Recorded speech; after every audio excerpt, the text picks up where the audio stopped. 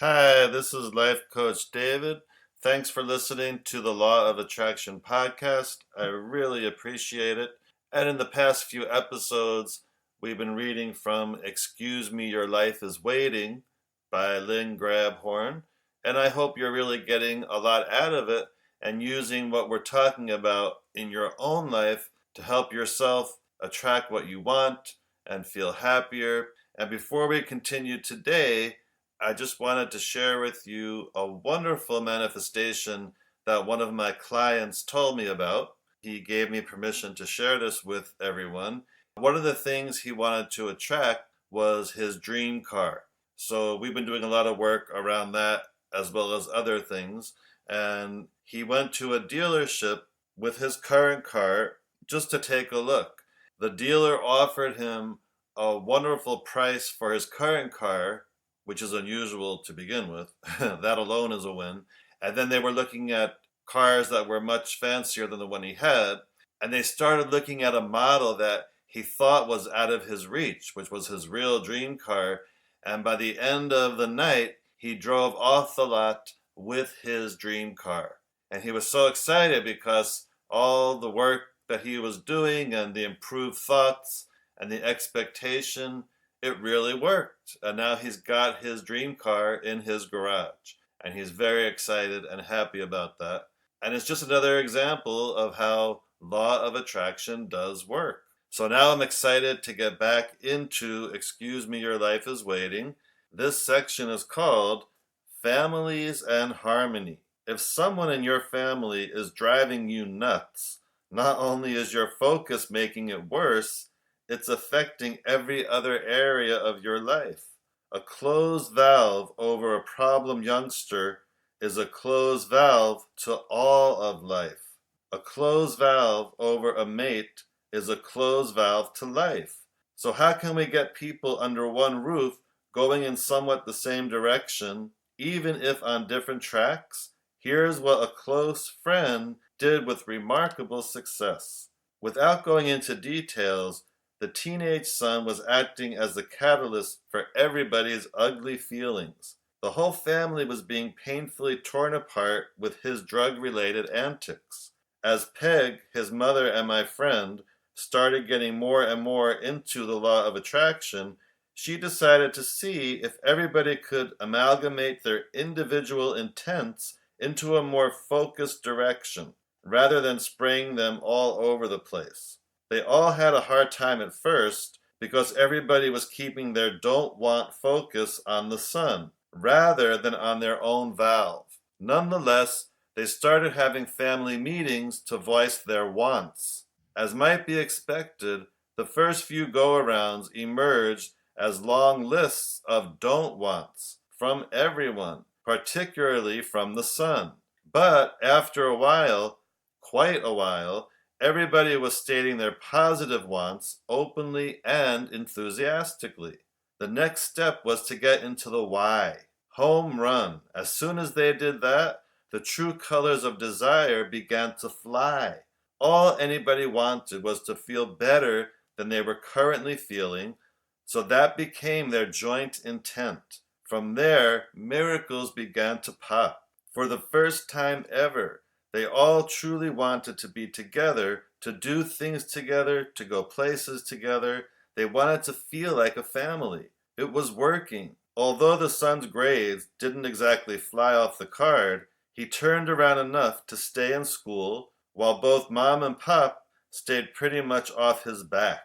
And since both mom and pop were determined to keep their own valves open and see their son as a spirited, happy young man, they vibrationally merged with the son's underlying intent so that the drugs eventually vanished without intervention. Peg and her family didn't sail off into the sunset, not by a long shot. They continued getting caught up in the old habits of needing conditions to change before they could be happy. But they were a committed lot and kept at their weekly family get-togethers to restate their intents and their wants. Whenever circumstances got rough with any one member, the others found they could maintain their own connectedness enough to help both themselves and the other guy until all were reconnected again to their source energy and back on their own open valve tracks. No matter what, no matter what. That's the name of the next section. Like everything else, when we stop getting lost in the conditions and start dealing with our own valve, life takes on a new glow. If we would look for ways to appreciate and praise rather than to criticize and blame, we can be essential catalysts that helps tip the scales up to positive attracting for everybody, including ourselves. Keep a watchful eye out for valve closing statements like, I love you, but, or, why do you ever, blah, blah, blah. Look instead for valve opening statements, such as, I don't know how it's going to turn out for you, but I know it's going to be fine.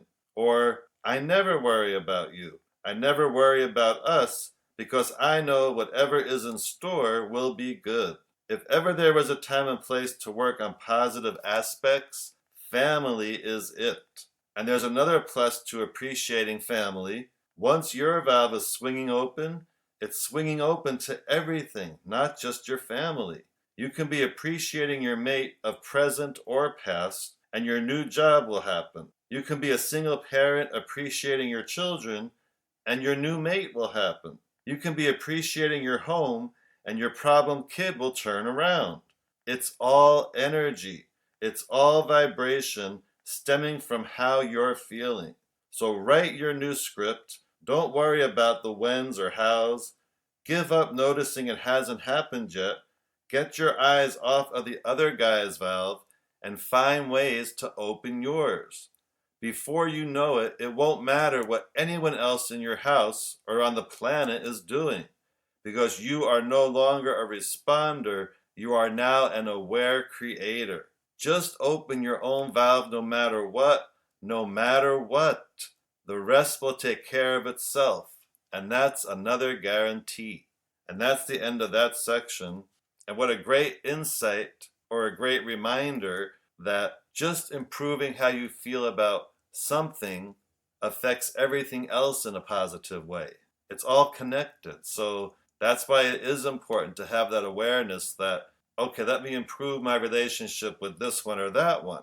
And just by doing that, you know that you're setting yourself up to improve other areas of your life, not just your relationship with that person. So the bottom line is, from a law of attraction point of view, it's never worth holding a grudge against somebody or being at odds with someone. Do your best to rewrite your script, find something positive about the person, soften the resistance, because not only will it help in that situation, it'll help you in other areas of your life. And another way to make that happen is just to set your intention for enjoying each day as much as possible. So how do we do that? Well, a few steps to making that happen is, first of all, every morning, set the intention for just enjoying the day. So literally when you wake up, think to yourself or say, my intention for this day is to enjoy it as much as possible.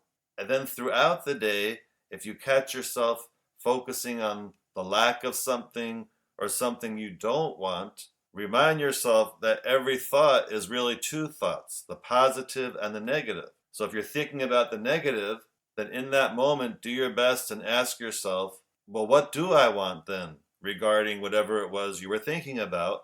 And then get caught up in that. Get caught up in the positive aspect deliberately. And then also throughout the day, just do some things you enjoy. And that doesn't even mean anything major. Maybe it's talking to your best friend for a few minutes, or going for a walk during your lunch break, or watching something fun on TV.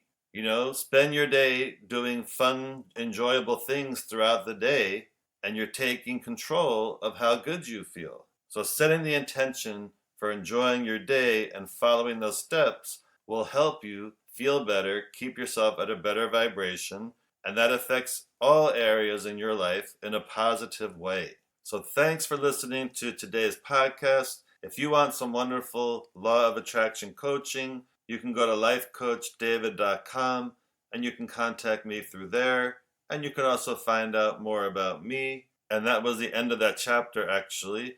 And on the next podcast, the next chapter is called Living the Body, Dying the Body. So that'll be very interesting. So until then, just enjoy and have a high vibration day.